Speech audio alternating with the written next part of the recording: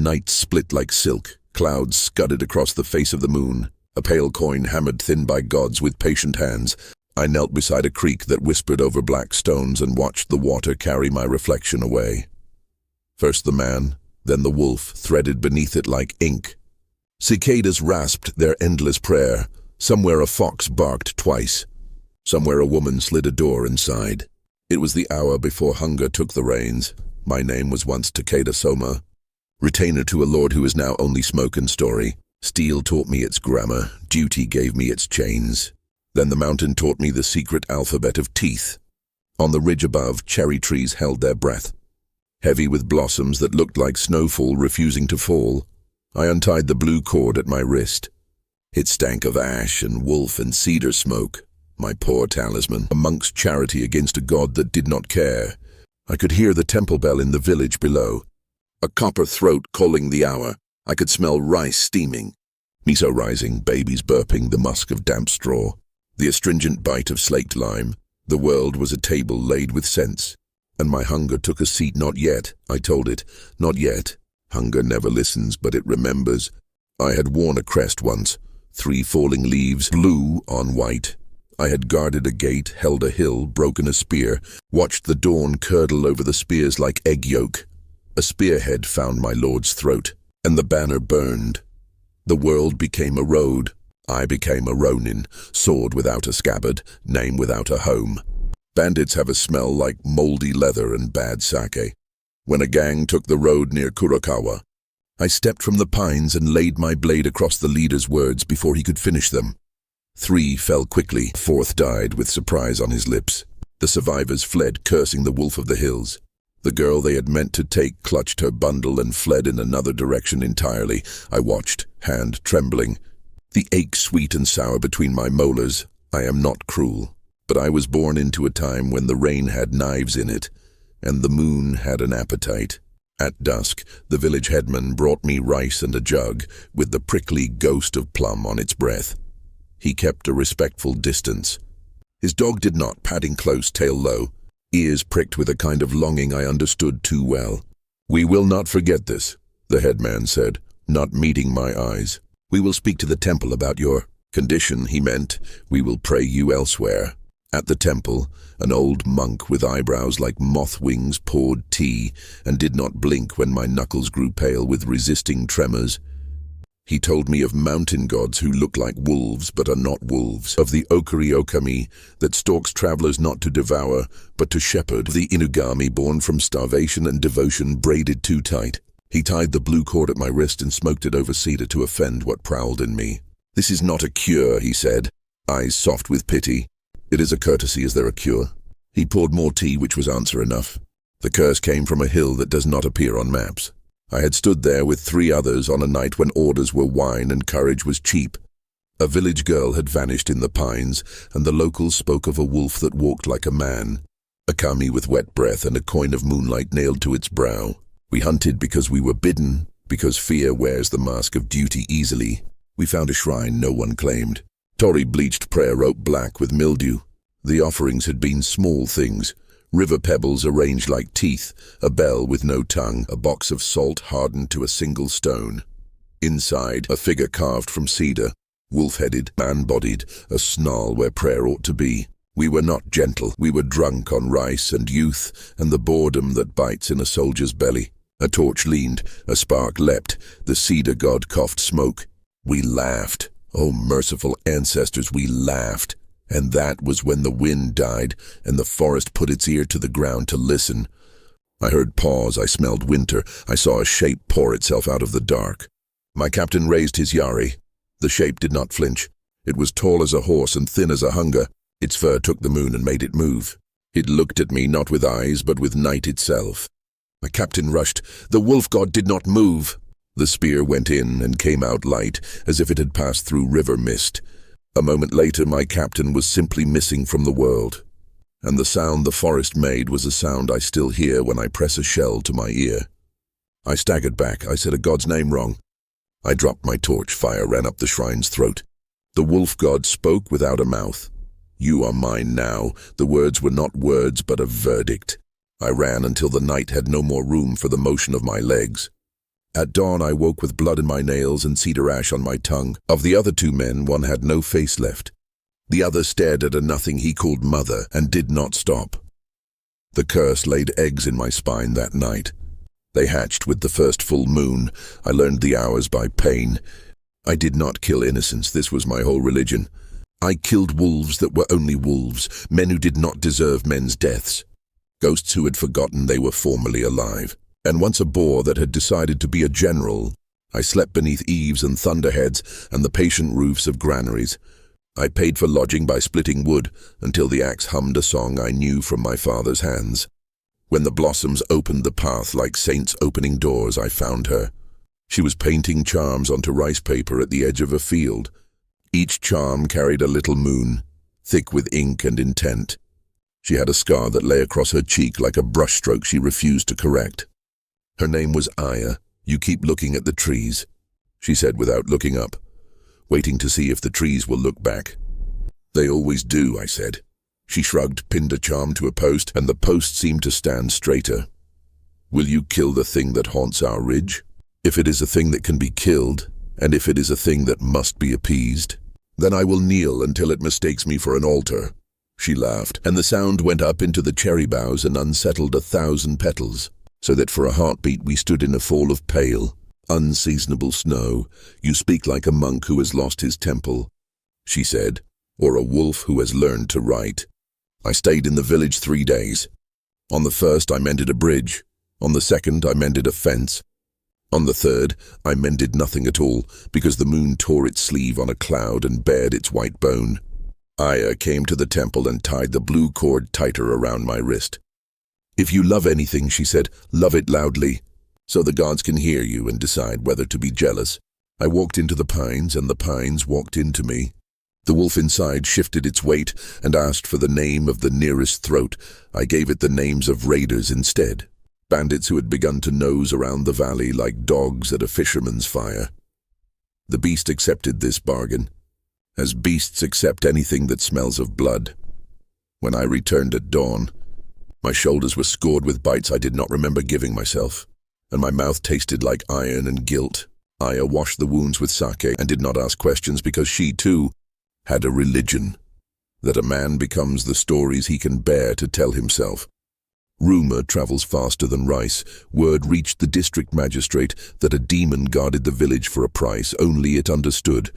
Word reached the shogunate's ear, as all words do in time, and the shogunate's ear twitched. A patrol was sent. 6 men, hard as persimmons, left too long on the tree. Lacquered with authority and suspicion, their leader smiled with his mouth and nowhere else. We hear that a beast plays policeman here, he said, and the word policeman had enough silk on it to strangle. We also hear it is a Ronin who cannot manage his calendar. I keep the calendar perfectly, I said. It's the moon that is irregular, they laughed. Such men always do. They confiscated the temple bell, a contribution to order, and warned the headman that taxes would rise if demons continued to chew the edges of the law.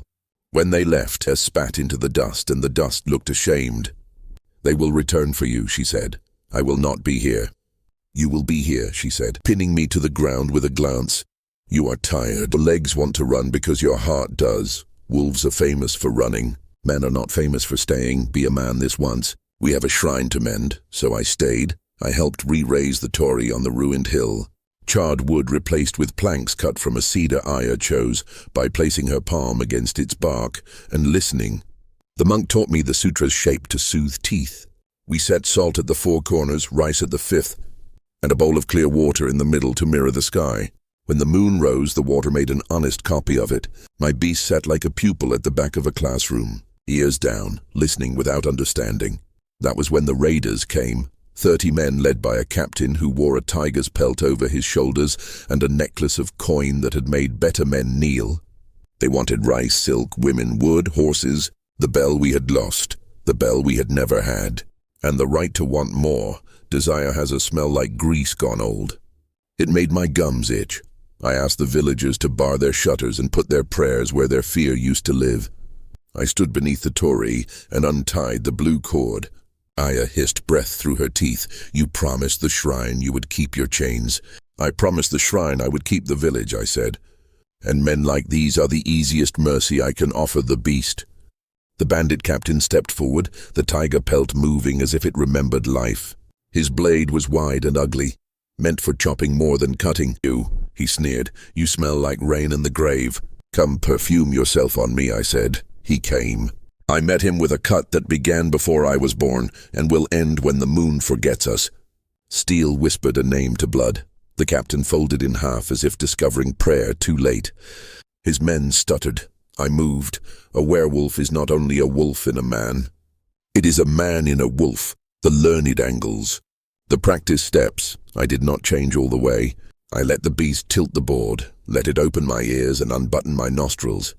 Let it teach my ankles to forget the ground. Claws came where fingers had been. My teeth found wood and iron, and the tender places where a boast becomes a gasp. Some ran, some knelt, some died with a curiosity that might have made them scholars in another life. When it was done, the red torii shone darker with what the night had taken in, and my chest heaved as if trying to leave me. Aya approached with steady steps, pressing the blue cord back into my palm. "Not yet," I told the beast. "We are not done being human." It grumbled in the chimney of my spine, but allowed the cord to bite my wrist again.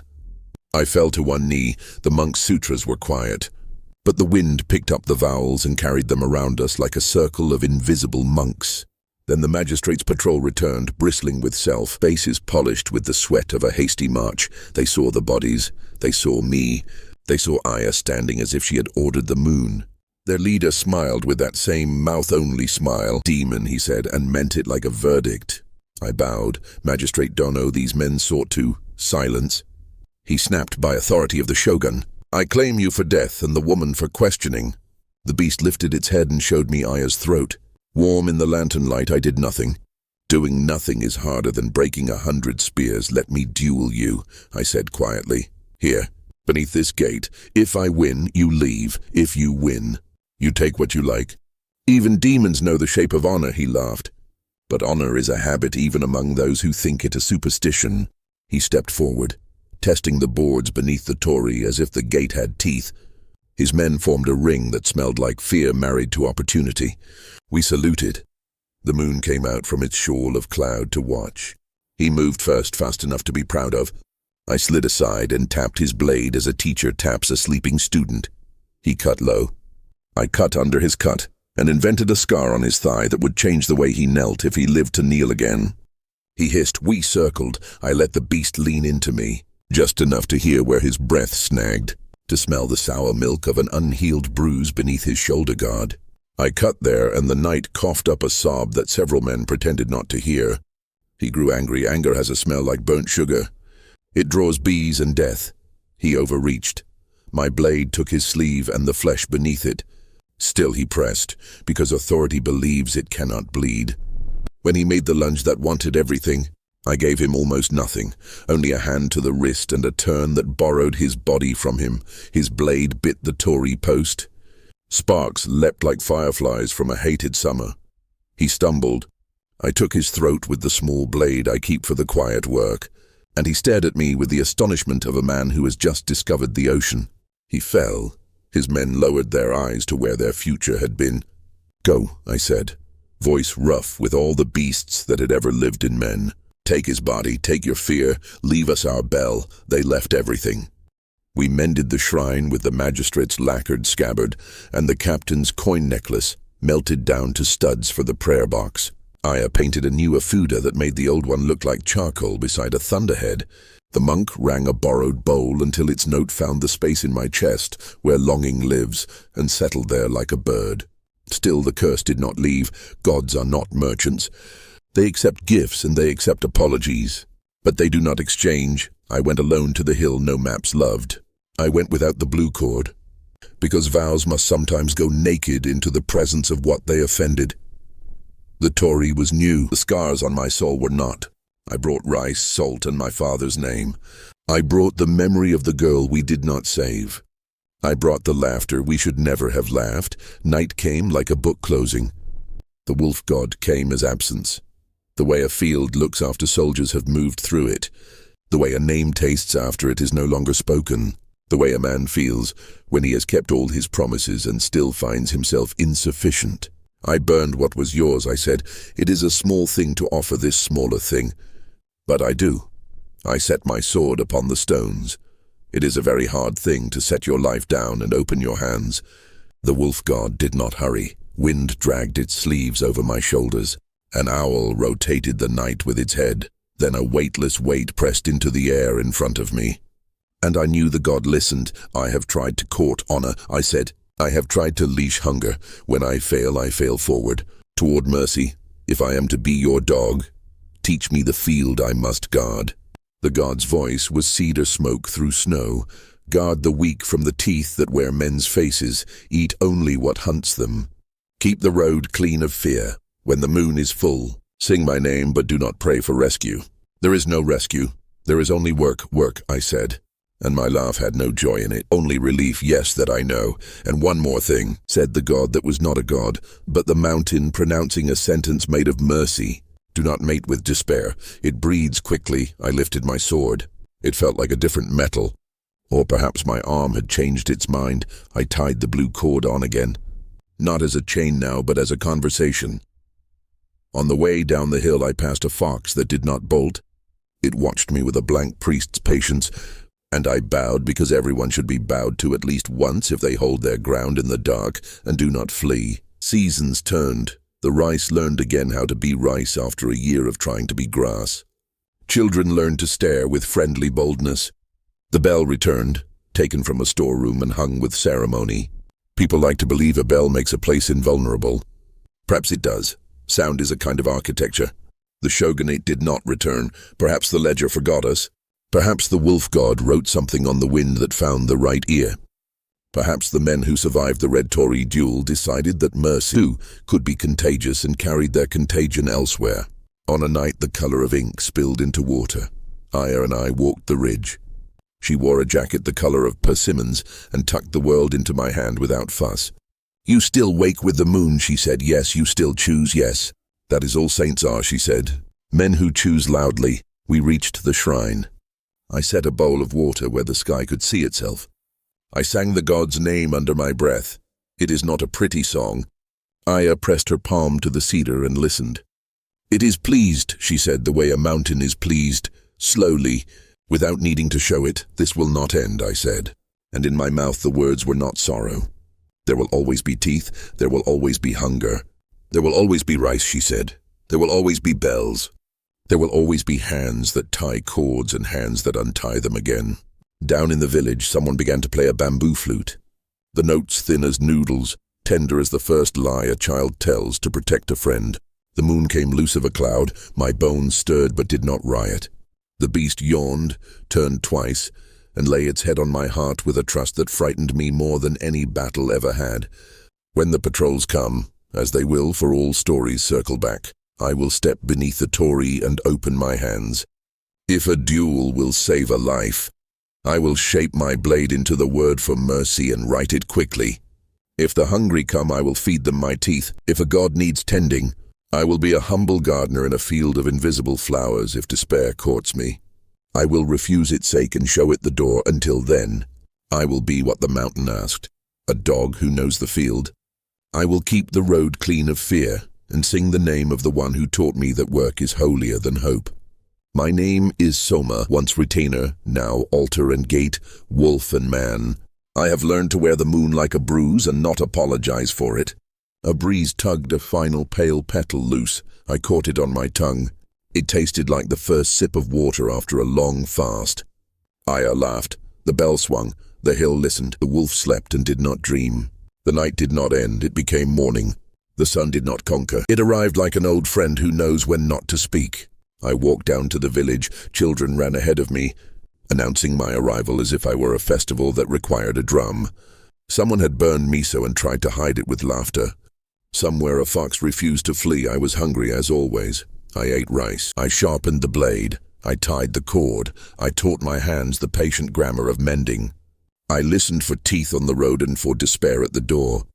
And I promised the mountain this: when the moon lifts its white throat, I will not ask to be spared. I will ask for more work, and for those who hunger for more, Step deeper into the shadows with our ultimate werewolf horror playlist, linked in the description below. In the world of horror, the scariest things happen when you least expect them, and trust me, you don't want to be left in the dark. Welcome to the darkness.